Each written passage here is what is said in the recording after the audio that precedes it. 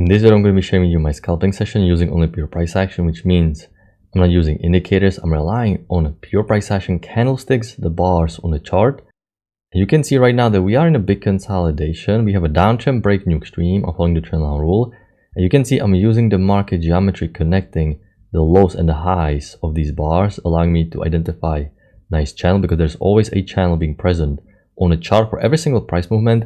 This is what you have to do as a price action trader. Train your eyes to always look for these channels, which means I'm not thinking about selling, only thinking about going long, because as long as this option is in play, I'm just thinking about buying. And I want to see some nice pullback to the EMA, supportive indicator, 21 bar EMA, where I want to go long. Alright traders, so we have a two-legged pullback of a new high for a central long, pullback second entry long, but we broke below EMA and the setup is below EMA, so I can't really take it below EMA just yet.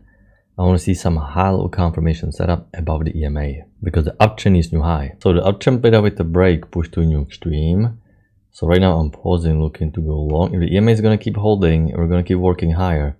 I'm going to look for some bigger channel, let's say some spike in a channel pattern like this, but I need to see a little bit more confirmation. The second entry long ended up working. You can sometimes make a case for stuff like this below EMA. If you can combine it with a mini failed breakout, this was almost small congestion. It wasn't really that congested for me to treat as a failed breakout, but you can see if you have some sideways price action, it looks a little bit more stacked, then you can go long below EMA because it's also not only second entry long but a failed breakout out of this congestion. So let's see what's going to happen. Uptrend played out, and now I need a little bit more information because all trends played out. So I need to see more price action to understand where the market is going to go and what is going to be the new pattern.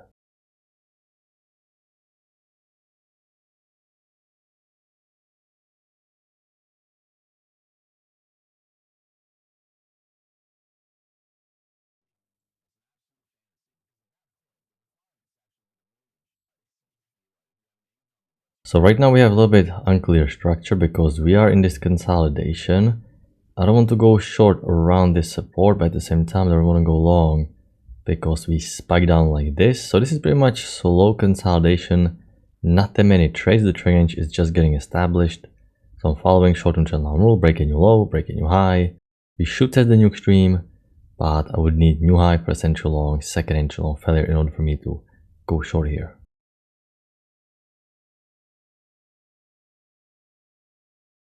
Alright traders, I came back from my break. If I'm going to zoom out, the structure is very sideways, very neutral. The downtrend played out with the break new low, two legs up.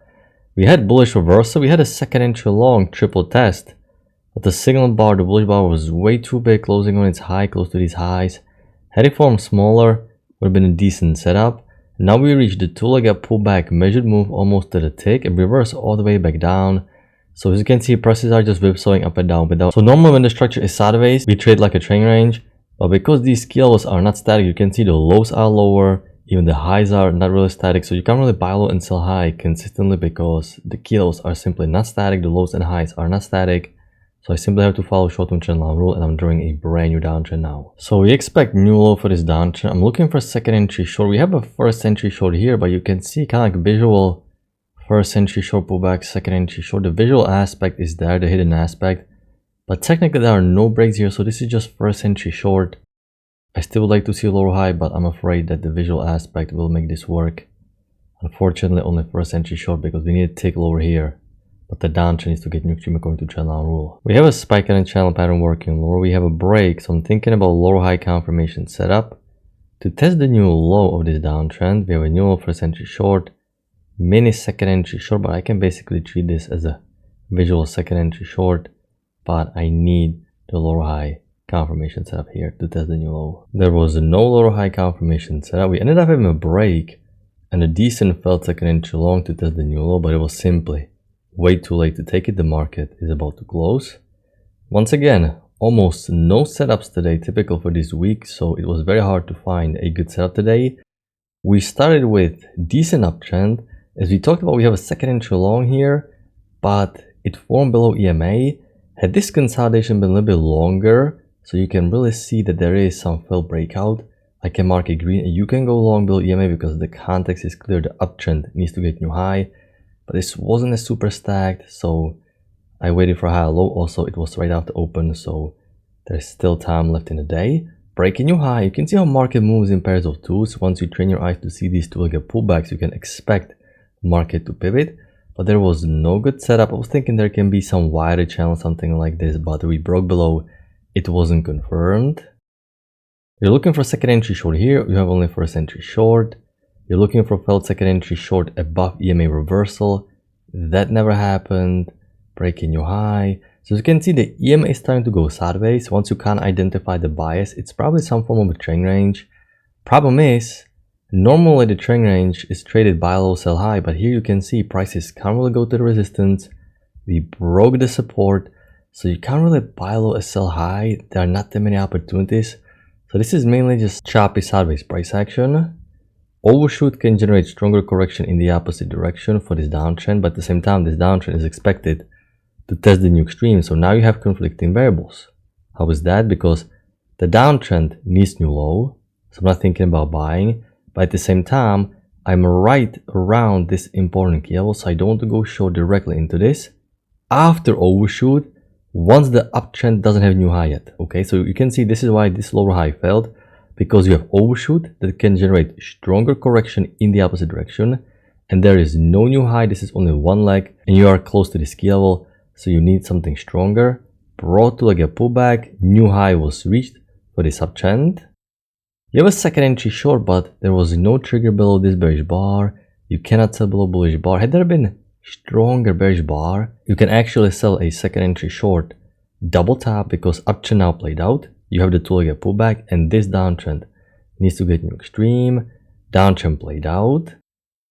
As we are breaking above EMA, we're thinking about reversal pattern. We're thinking about failed second entry short. There was no failed second entry short. You don't want to go long because we traded down into this. So this is not really still trend range. So you want to see the reversal pattern. There was a decent second entry long triple test, but the signal bar was gigantic. I decided to mark it, especially if you have slightly different bars. Maybe your bar is a little bit smaller. This is a great setup. You can see you have uptrend, small break, new high.